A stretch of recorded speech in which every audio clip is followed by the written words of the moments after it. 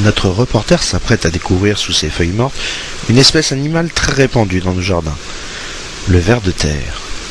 Il ne faut pas confondre le ver à pied de terre et le ver blanc de terre, ici à l'image. Mais le ver blanc de terre n'est pas la seule espèce à habiter nos jardins. Par exemple, ces punaises blanches dévorent les feuilles de cet arbre qu'elles transformeront en colle utile pour accrocher les papiers.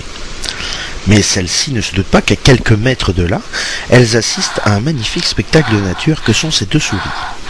Elles font ce que communément on qualifie au siècle dernier crac-crac. Malheureusement pour elles, elles ne se doutent pas qu'à quelques centimètres de là, un blaireau voyeur les observe se préparant à les dévorer en guise de gâterie. Ne voulant pas rater une miette, le blaireau se montre patient, attendant le moment propice pour attaquer.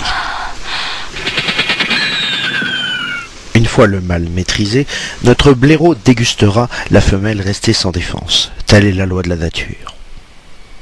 À présent, rendons visite au roi des animaux, le paresseux.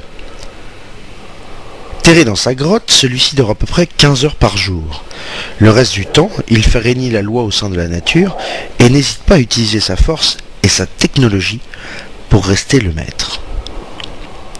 Nous demandons toujours comment ce type d'animal